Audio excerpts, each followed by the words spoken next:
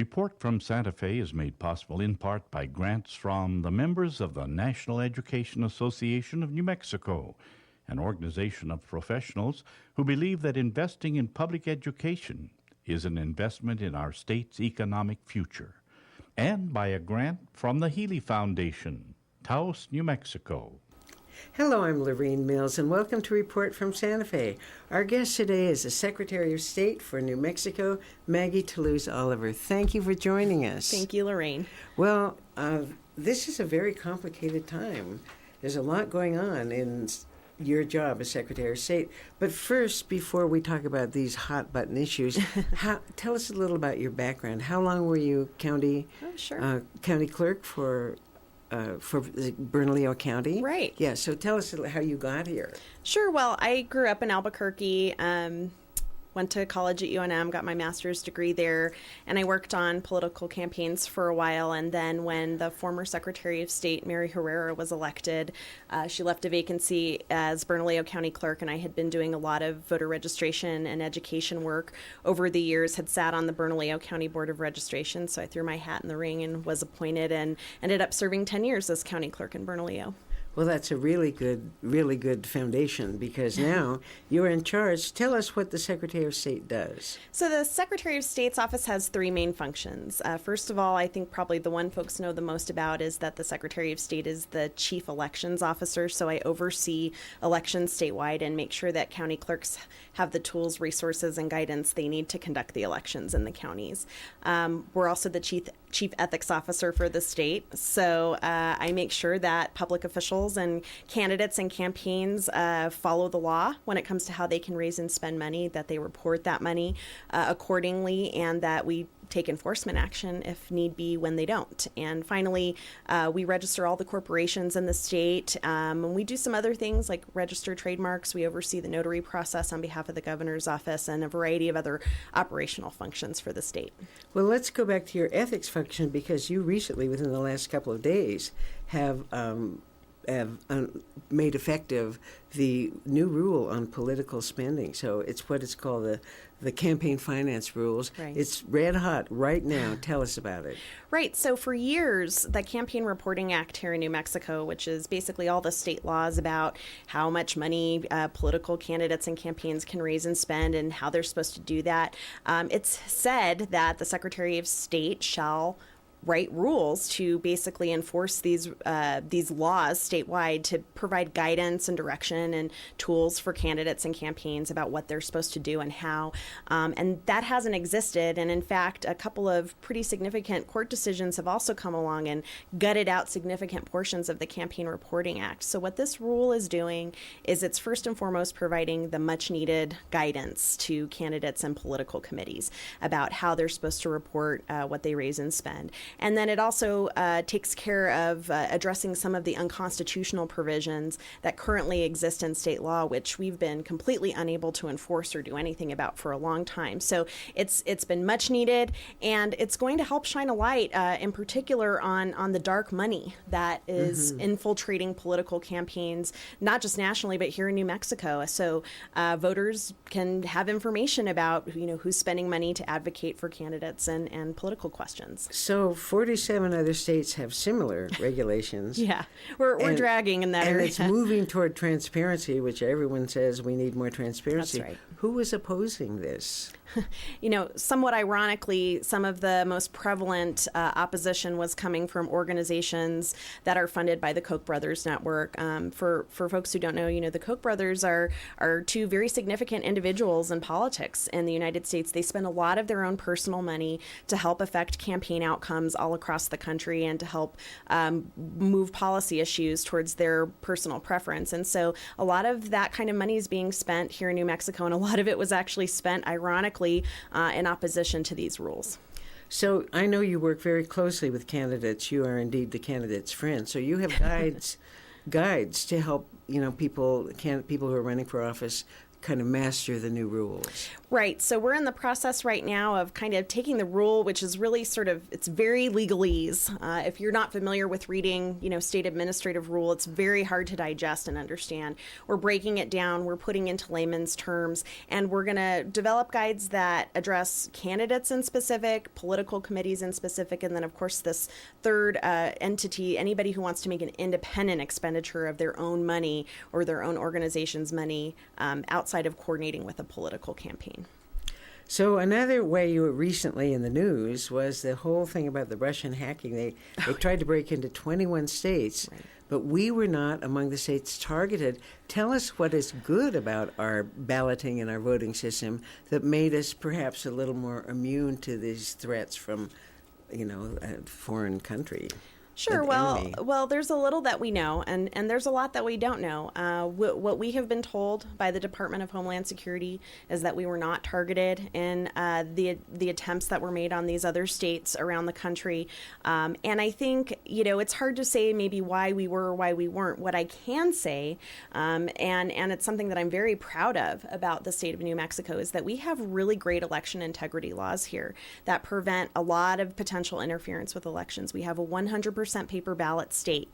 So we don't have electronic voting machines that can be hacked into and the votes can be changed. We have post-election audits. So we conduct an election, we produce the results, we canvass the results, we make them available to everybody, and then we go back and we do statistically sound spot checking to make sure that the machines, the tabulators, counted those paper ballots the way they were cast. And we will actually compare a hand tally of the ballots to the machine counts to make sure that happened, so we can all have confidence that election outcomes were counted accurately. So is there a national movement now with Homeland Security about cybersecurity? And do we have now a Department of Cybersecurity?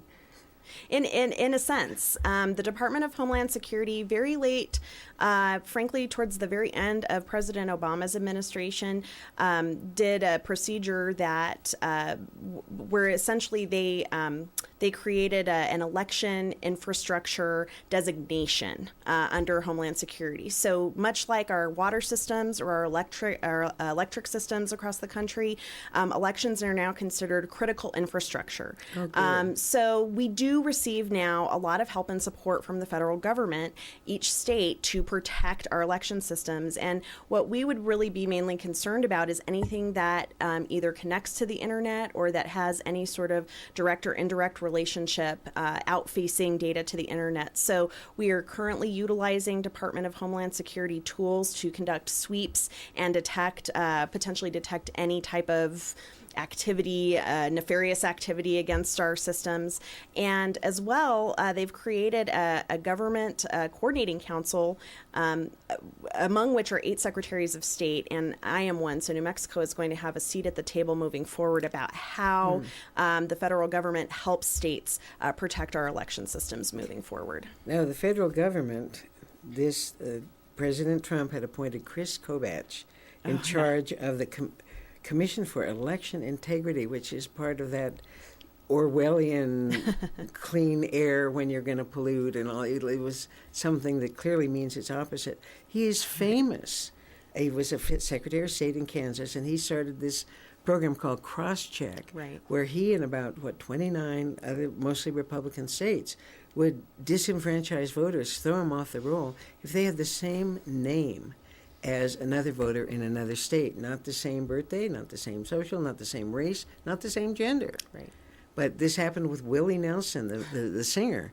So Greg Palast went to him and said, well, we see you've been thrown off the votes because a woman named Willie Mae Nelson in Georgia had voted. He said, well, that must be why you have the braids, so you can go over there and vote. But most people never knew it. They would go to vote where they'd voted for 30 years, right, and they would not be there anymore. So that commission under Chris Kobach asked for a lot of really sensitive voter data from you, and you were one of the ones who said, no. Well, that's right, and I think you did a really good job of describing the initial concerns, and certainly those concerns have been borne out over the course of this commission's work so far. As you mentioned, the Secretary of State of Kansas, Chris Kobach, is sort of notorious for I think personally he has a really poor view of the voting system in this country and a really poor view of Americans. And he has sort of taken on the mantle of prosecuting this notion that we have tons of illegal people registered on the rolls and people are voting who shouldn't be. And this cross-check system that he's implemented with other states, it as you point out, managing voter registration data is very complex and complicated. And we should always err on the side of making sure that we are keeping legal citizens, eligible voters on the voting rolls and eligible to vote. And what this system does is it uses a lot of arbitrary criteria to potentially remove people from the voter rolls. It's not scientific, it's not well thought out, and unfortunately what ends up happening is what you described. So that is of course the reason why I said no to giving the data, because first of all, New Mexico law protects that data, and I would never share that data for an unlawful purpose. But furthermore, if the goal is to try to remove people from the rolls potentially wrongly, that's the wrong direction. We have a voter participation problem in this country. We need to increase voter participation. We need to increase trust in the system. And this is absolutely the wrong direction to be moving in. And I noticed you did a brilliant interview on MSNBC. When they asked you about this, you said that it would be better to investigate the Russian attempts to hack our elections rather than pursue this will-o'-the-wisp of voter fraud.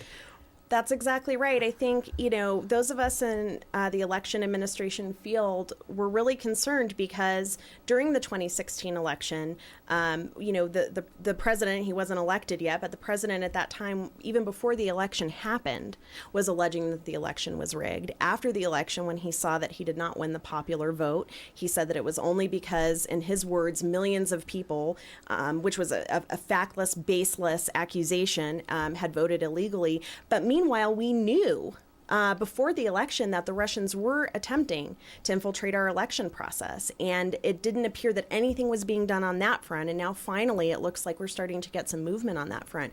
But that was, in my view, the real threat to our election in 2016. And this other is just, frankly, political theater. Yeah. Voter fraud, voter suppression, even the Supreme Court said, we don't need voting rights anymore. Everything's okay. It is not okay. Right. Another area that I'm fascinated by is gerrymandering. Here it is at the Supreme Court.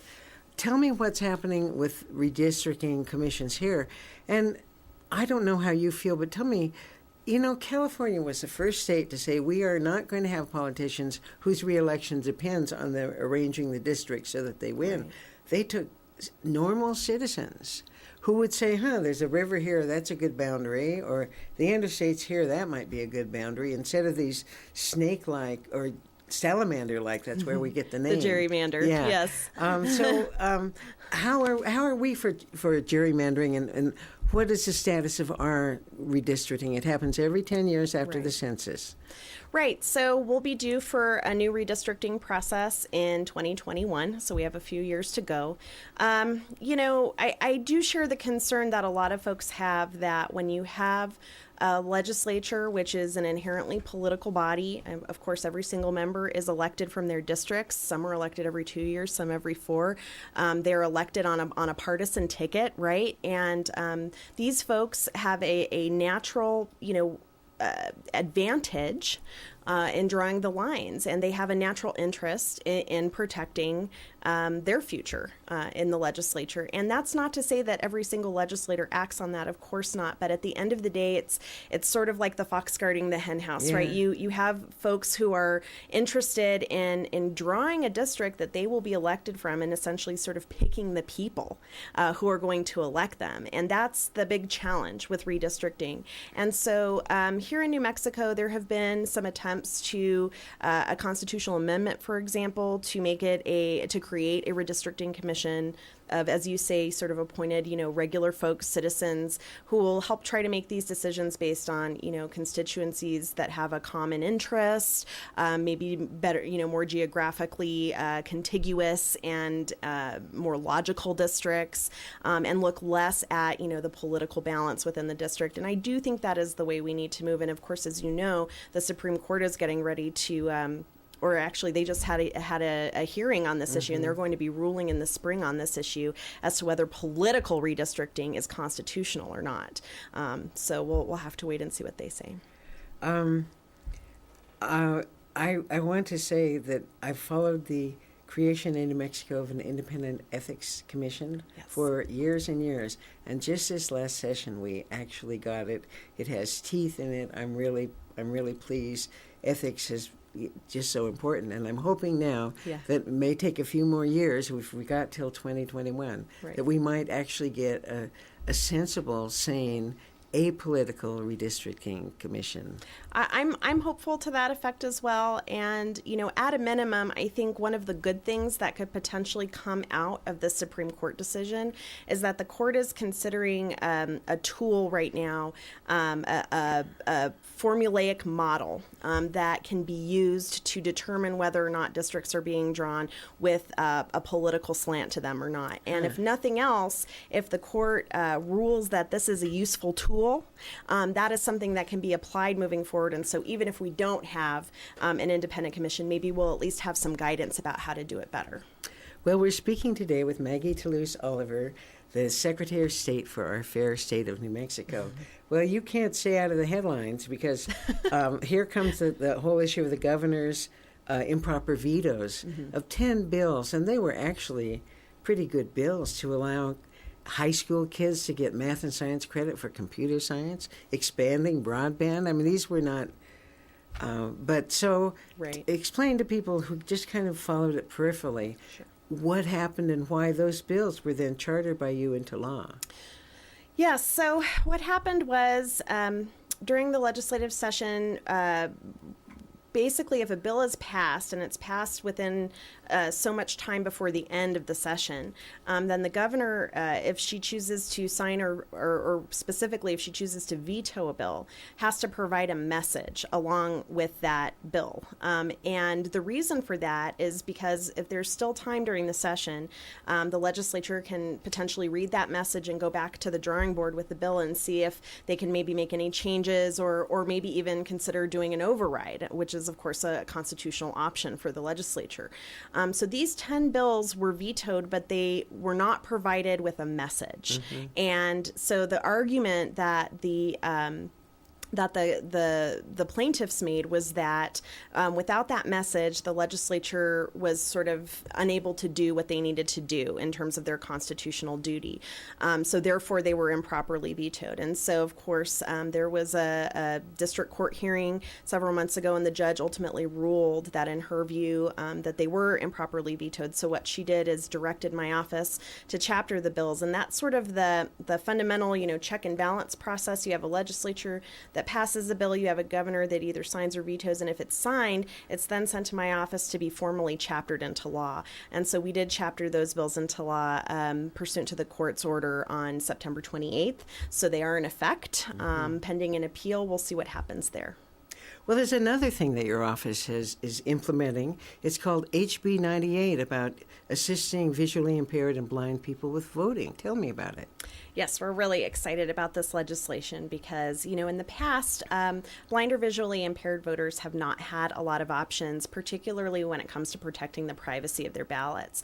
Now, you can go into a polling place and use our voter assist technology to vote independently if you're a blind or visually impaired voter, but you can't really do that from home. So what this bill is going to allow us to do is email a ballot to a blind or visually impaired voter, allow them to use their technology on their computer at home to mark the ballot, print it, and mail it back independently. So the privacy of their ballot is protected, and they get to choose how they cast their ballot, just like everybody else does. Oh, that's wonderful. Another group that you're helping with voting access is the Navajo. There's a Navajo Tribal Voting Task Force. And so what are the obstacles there? What are they working on?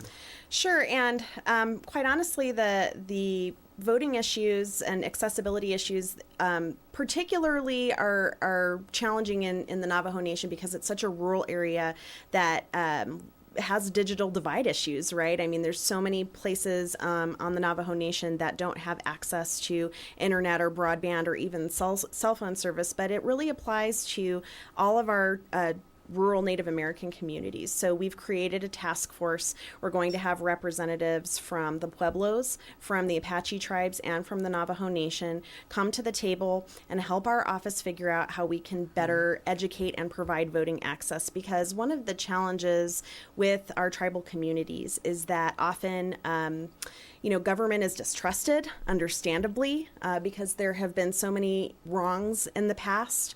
And so often you have individuals who don't want to participate because they don't trust or they just don't think that their voices can be heard. So we are trying to come up with new, innovative ways and in maybe a certain sense, old ways, right, of getting into the communities and doing voter education and registration and trying to provide better ballot access for those communities. So I'm very excited about that. Another thing that you're working on that really pleases me, you're kind of streamlining the absentee ballot process so it can be done easily online. Yes. So yeah, that's another great feature along with our online absentee ballot feature for blind and visually impaired voters. We are going to provide an online application for absentee ballots moving forward, and we're tying it into our online voter registration portal. So in the same way you have to validate who you are to register to vote with your driver's license information, you'll do an absentee ballot application. You won't have to mail something back to a clerk. It'll just be emailed directly to them. It'll be validated, verified information, and you'll just get your ballot in the mail. How do you feel about mail completely done by mail, voter registration and voting? Isn't it Oregon who does everything by mail? So what Oregon does, yeah, in fact, Oregon has this great combo of online registration and all mail voting. And I can, sort of see a path for New Mexico to move in that direction, particularly because of the digital divide issues that I was talking about. I think it's going to be very difficult for us as a state to get to a point where every voter in the state has equal access to a ballot box because of that reason, because we are always going to have, rural areas that don't have connectivity. So it is possible that the best solution for New Mexico is to put a ballot in the mail to everybody, and much like they're doing in Colorado now, allow the voter to choose how they return the ballot. They can mail it, they can put it in a drop box, or they can go into a polling location and put it into a electronic tabulator, whichever they choose. So what are some other states doing that we might look at? Are there real pioneers in voter access? Well, one of the things that I'm always proud to say is that New Mexico is actually really way up there in terms of election integrity and voter access. We have some of the best laws when it comes to early voting, when it comes to absentee voting. We have online voter registration. We have vote centers in most of our urban centers and a lot of our rural counties as well. One of the things that I would like us to do that many other states are doing is to create automatic voter registration. Yeah. And the benefit of it is that not only is it easy and convenient for voters to get registered, but again, it provides us with up-to-date, accurate voter information. Anytime a person has a transaction at the MVD in these other states, their voter information is getting updated. They're getting automatically registered to vote. If they don't want to be on the voting rolls, all they have to do is opt out. So that would be a great next step for New Mexico, I think, and I'm hopeful we can do that in the future. So is that motor voter? Is that what they call it? Sort of like motor voter on steroids. Right. We have motor voter here. You can register at any MVD, but it would be great if folks could just become automatically registered and not have to take that additional step. So I'm a very sentimental voter. I go to the polls, no matter how small the election. I always get a big lump in my throat because I love voting. I love the whole process. Yeah. But some people are, they give up. They say, it doesn't matter. Like you were saying, my voice doesn't count. Why bother? They're all crooks. I mean, there's all this stuff. Sure. How can we light that flame again of being a member of a democracy and knowing that you make a difference, getting people to vote? Millennials, right. There's the idealistic ones and there's other ones that just don't want anything to do with it. You've got a PR job. Yeah, I do. I feel like the Secretary of State should be the first and foremost cheerleader for voting in the state, and that's why I do everything I can to not only protect the integrity of the election process, but to also make it easy and accessible to vote. I feel like those are like two really important pieces of the equation that we need to increase voter participation. I'm a big believer that robust voter participation is necessary for healthy democracy. Otherwise, the folks that are being elected by a small percentage of the people, and it's not representative. So what do we need to do? And I feel like part of the job is to counter the psychological voter suppression that's occurred in this country over the last decade or so. And everything you talked about is part of that. Corruption of elected officials, the sense that a vote doesn't count, if you have to wait 5 hours in line to cast a ballot, if you get arbitrarily removed from the voter rolls, all of these things go to depressing voter turnout and making folks feel like their vote doesn't matter and they shouldn't vote anyway. So we have a lot of work to do, and I'm doing it every day.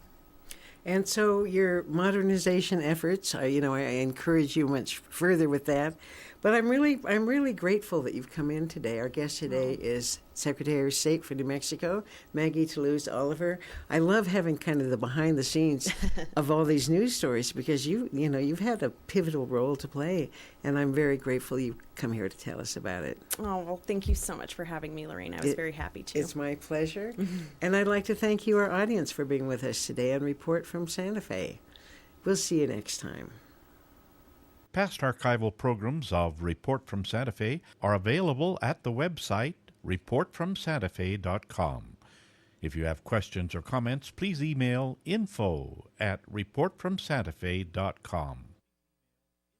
Report from Santa Fe is made possible in part by grants from the members of the National Education Association of New Mexico, an organization of professionals who believe that investing in public education is an investment in our state's economic future, and by a grant from the Healy Foundation, Taos, New Mexico.